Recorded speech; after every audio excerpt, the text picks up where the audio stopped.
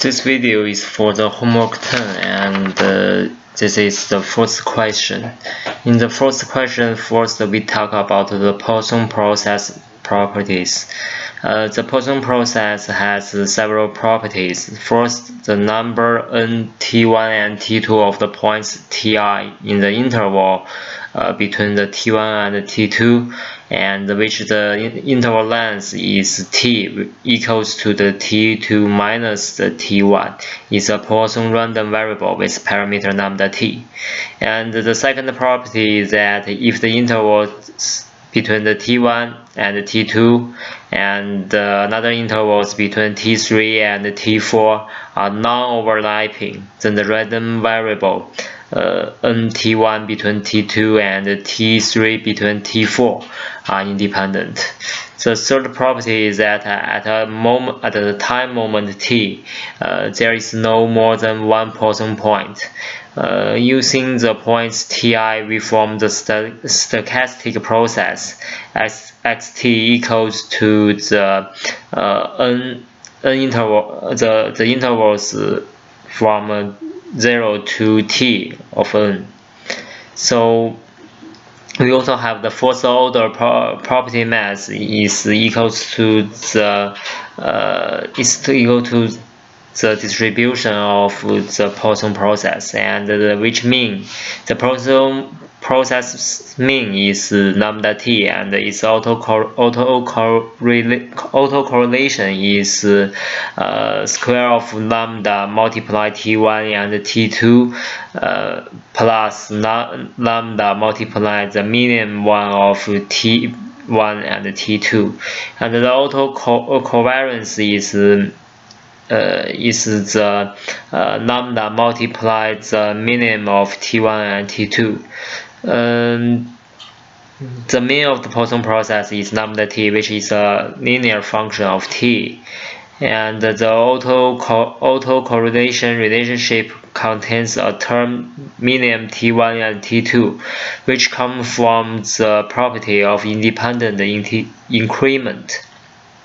And next we talk about the Poisson increment process, which is defined as yt equals to xt plus epsilon minus xt, then the total number divides the epsilon, where xt is a Poisson process, and it has the first order property masses. It just change the t with the epsilon, and it's a basic Poisson distribution form, and which the increment process mean is lambda. The autocorrelation and the autocovariance has two situations, and which is similar to the Poisson process, just we change the t sorry.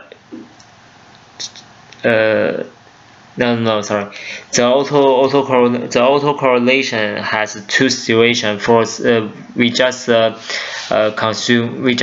depends the absolute value of t1 minus t2 is larger than or equal to epsilon. When it is larger than equal to epsilon, the autocorrelation is equal to the square of lambda. If it not, the autocorrelation is equal to square of lambda plus lambda divided epsilon minus lambda multiply the absolute value of t1 minus t2, then divide the square of lambda.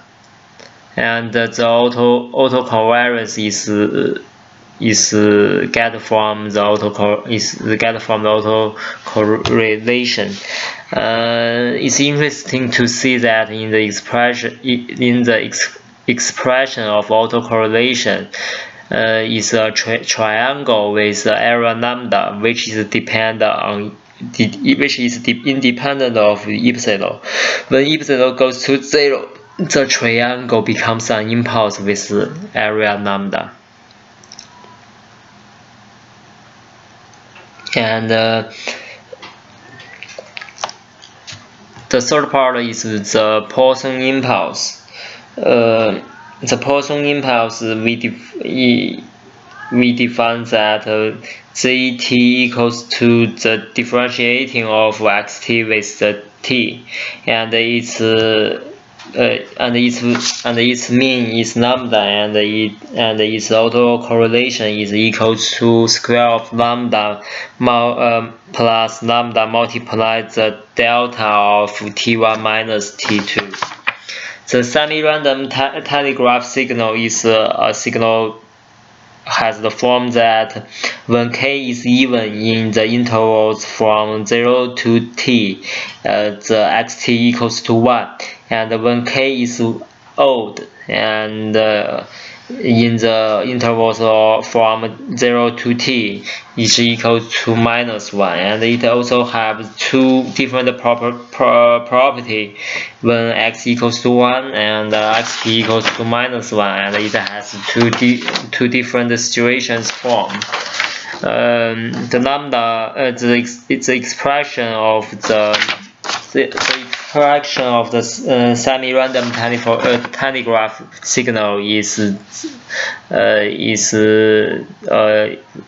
form of the exponential, and also the autocorrelation shape is exponential form.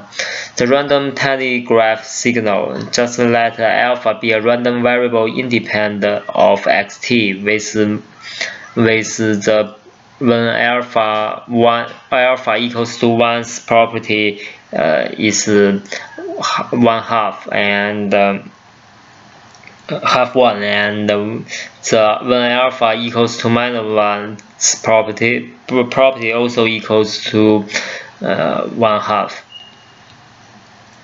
And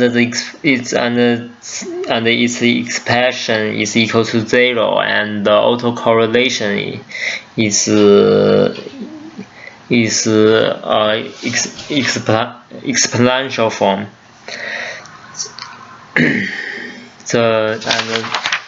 The random walk.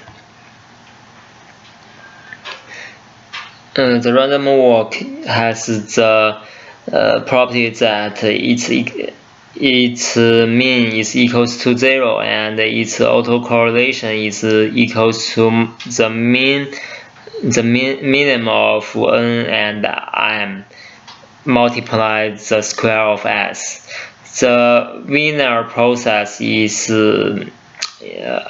a limited situation process of random walk, and its expansion is equals to 0, and its autocorrelation is equals to minimum of t1 and t2 multiply alpha, where the alpha is a constant.